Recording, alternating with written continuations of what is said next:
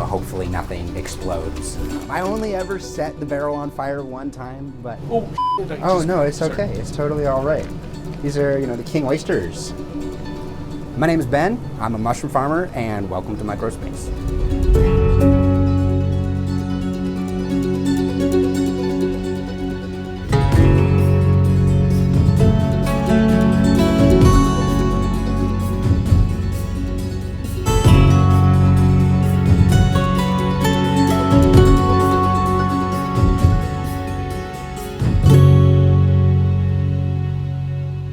I got into mushrooms about 10 years ago, just as a hobbyist, kind of the same way that most people get into mushrooms, and it just spiraled from there. I started off just on a desk in my room, moved to a closet, moved into a 2-bedroom apartment that had a mushroom room and a sleeping room, moved into a garage, and eventually moved into a larger facility where we are right now, where I grow about 200 pounds of mushrooms a week.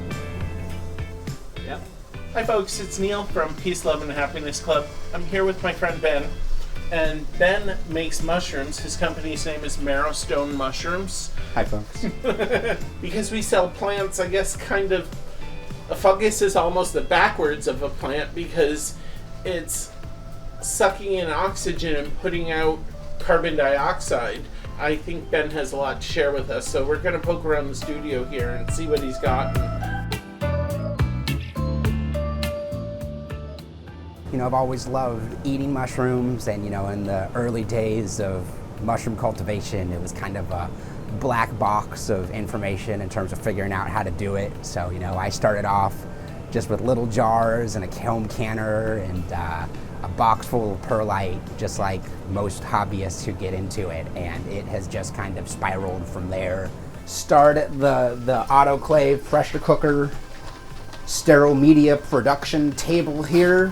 All the really clean stuff is made, and hopefully nothing explodes, and that's what we do here. You're really trying to exclusively grow the fungus that you're trying to grow. Our air is filled with mold spores. Indoor there's like several thousand mold spores per meter, so to get really clean media, you got to get it really hot and start with a really clean slate. This is some serious high-level nerdery here, and we're going to try to lay it out for you guys so everybody can understand. I got fortunate enough to work with Three Goats Farm down in Oregon City, and they wanted to set up a mushroom grow operation. Cranked out a bunch of oyster mushrooms down there in Oregon City, and when I came back up here to Seattle to go find a place to live, I started growing out of my garage, and then just kind of lucked out and found a really nice space to grow in Eastlake. They mostly go to local restaurants and a couple of local farmers markets during the summer. This is the substrate preparation zone / grow house. So I've got these big atmospheric steam barrels here. They just have a heating element in the bottom, and they steam all of these bags for about 12 hours. So these only get up to 200 degrees, which is enough to ultra pasteurize, as they say, but not sterilize. It doesn't get as hot as the pressure cookers. And this is to sterilize the packaging and the media that you grow it in? That's right. I understand. Yeah. Great. Started with 1 barrel, have now upgraded to 2 barrels, I'm running down to Tacoma to go get More material barrels. for a 3rd barrel. Nice. 3 barrels, more farm. I only ever set the barrel on fire one time. Always learning. Always learning. Mushrooms are properly bizarre. Mushrooms change the way that you think about the world around you. All the mushrooms growing in here came from a piece of mushroom I picked up at a farmer's market or at a grocery store, and I cut a little piece of that mushroom and put it on a petri dish, and from there I expanded into liquid culture and into grains and then into spawn bags and then into the mushrooms that you see growing behind me, and it just is a very unique organism, more closely related to us than to plants. So this whole facility has been a HVAC and electrical learning experience as you try and create a space that is conducive to growing these organisms that are so much like us but also so not like us. super fun to play with as well. You know, I'll find things in here that I like in terms of color or size or shape or growing performance, and then it's into the lab and into petri dishes and, you know, doing all your sterile media culture in order to grow mushrooms that speak to you, and you end up with a unique and diverse collection of things that you're growing that are uniquely your mushrooms. You know, Is this like your official grow op? the official grow op. So I've got about 6 different species that grow in here. The Black Pearl Kings are looking really sharp right now. I've also got all these lion's mane on the floor. This one's lion's mane, Lion's mane, yeah. right? This is also lion's mane? That is also lion's mane. Are they different species, or I mean different subspecies, or is it all the same thing, just growing differently? Different growing conditions. So And what is this amazing? Am I allowed to touch yeah, it? good. You can go pull that one out. You know, I'll send you home with that one if you want. You know. Well, I know I cooked something like this. Oh shit! Oh no, it's sorry. okay. It's totally all right. These are, you know, the king oysters. Wow, that's Just amazing. Just a primo. Just a And how beautiful long did mushroom. it take for that one in particular to grow? Just in general. It's a pretty quick turnaround. So this bag's on its second flush.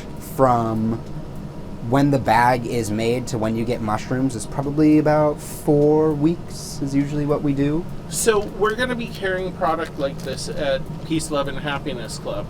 And for the people that are interested in growing their own mushrooms at home, they're going to take home something looking like this in a box, right? Exactly. And they're just going to let the box sit there in a temperature about... In a temperature of about 55 degrees, these are a great strain to put outside on a back porch. They're pretty much a winter exclusive strain for the home grower, so now is a great time to grow king oyster mushrooms. So they just put it on their back porch. 4 to 6 weeks later, something like that, they get a bag like full of mushrooms like this. Yeah. And how many pounds do you think that they'll generate with one of these bags? I'd say 1 to 2 pounds.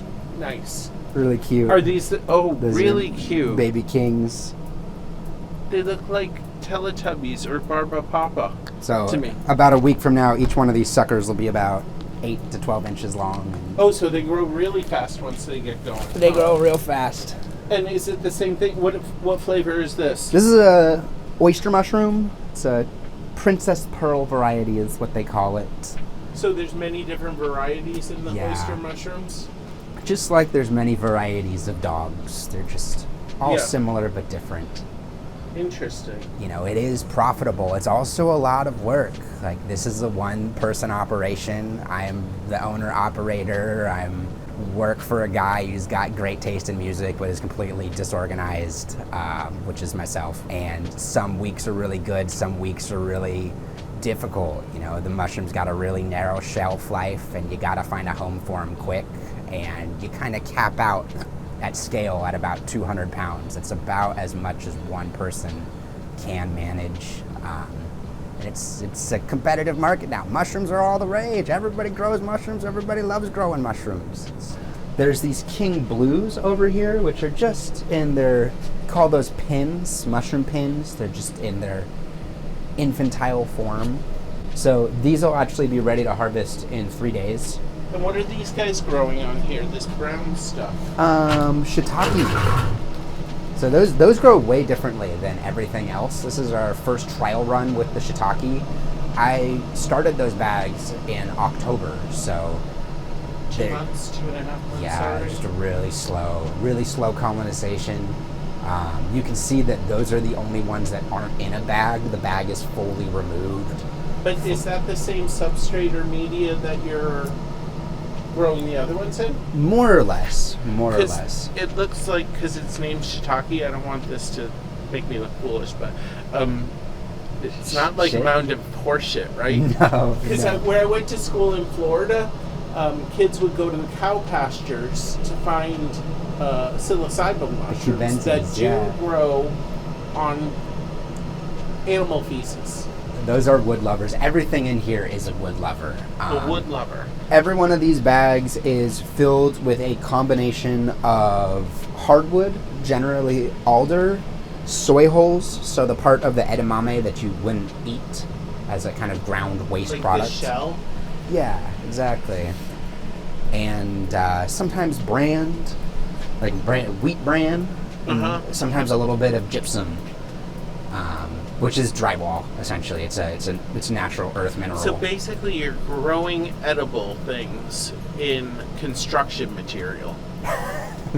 Yeah, more. I mean, this is a synthetic tree. So what's happening in there is that the mushroom is eating the soy as a source of nitrogen material, and then consuming the lignin from the wood, which is the woody material, and then the plastic bag acts as a synthetic bark. You know, mushrooms generally don't eat bark, or at least these don't. So when the bag is cut, it gives the mushroom the idea that this is outside, and it's going to put its reproductive structure outside. Most of the mushroom happens in this like very not palatable, very not editable mycelial network, and this is just how it releases its spores.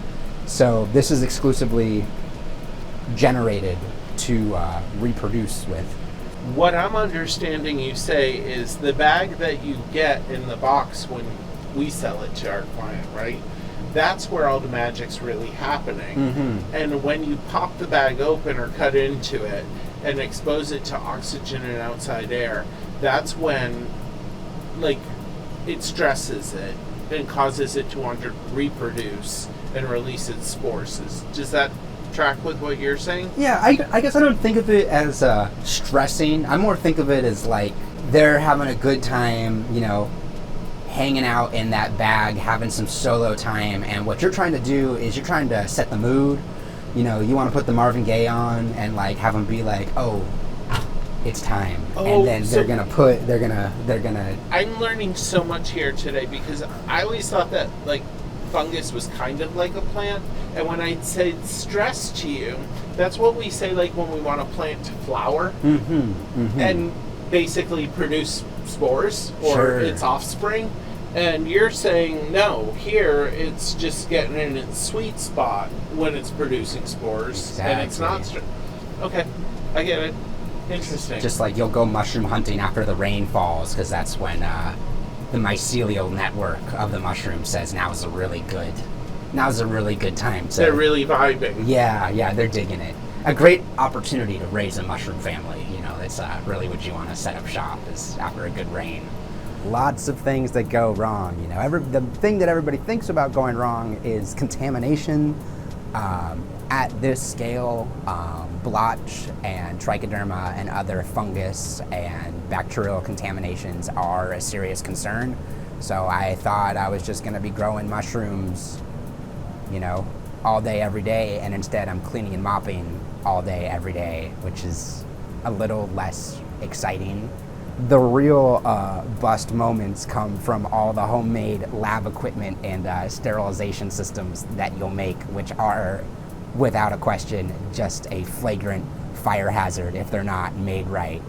So I've learned that the most important thing you can do as a mushroom farmer is to trust your nose.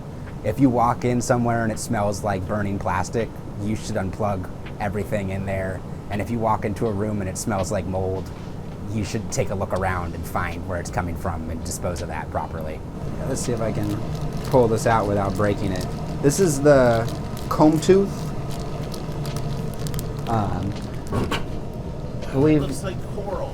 Yeah, it's a comb tooth. Ericium corloidus. This comes from a culture I picked up from a dude in the Appalachian Mountains who's highly reputed. Appalachian gold. I've been growing it for about 5 years. It's a really bizarro mushroom. It's really fragile. It is very sweet. It doesn't smell good. It's got a very, I don't know if you want to smell, it smells like dirt, but as a culinary... Which has a bright spot too in the scent profile. Kind of like an ammonia kind of thing. You know what, this looks like cauliflower, like the Chinese cauliflower too. Mm-hmm. But it looks very different. Like this one looks more like a brain coral, right? Yeah, those are really old bags of lion manes, so those are probably on their Is third or this like fourth it's flush. melting or like? Dude, that's actually debated in the community right now. So I think what's happening there is the mushroom is unable to decide whether it's inside or outside, and it's kind of making, so that's more of a mycelial structure than a reproductive But structure. both structures, this one and this one, they're both fully edible. Fully and, edible. Yeah. Yeah. We do grow cordyceps here, and generally pretty small quantities. They can only really be cultivated in temperatures below 65 degrees. There is a parasitic fungus that travels with the cordyceps spores, and at temperatures greater than 70 degrees, the cordyceps, a parasitic fungus, actually becomes parasitized by another fungus. So there's a pretty narrow window for cultivation. Strong medicinal compounds. Was hoping I would spend more of this year growing cordyceps. Unfortunately, I found the substrate to just be pretty gross to make. It's pretty much brown rice and some seaweed and a lot of nutritional yeast and some other odds and ends. It's pretty sticky. It smells terrible. It grows mushrooms. I don't see that happening. However, I was just reading an article suggesting that the prevalence of skin fungal infections is on the rise. You won't get a skin fungal infection from being in here, though. Different universes, but that might be a concern. And climate change and fungus is like we just don't know. They're too small, so who's to say what's going to happen? Folks, I hope you learned a lot about mushrooms and mycelium and edible properties of mushrooms, but we want to leave you inspired to come back and check us out we're going to do a foraging in the forest adventure, looking for species that Ben doesn't have or varieties that Ben doesn't have for his collection, and we'll follow that up on Peace, Love, and Happiness Club on YouTube. Thank you very much. Thank you guys for stopping by. Arigatou gozaimashita.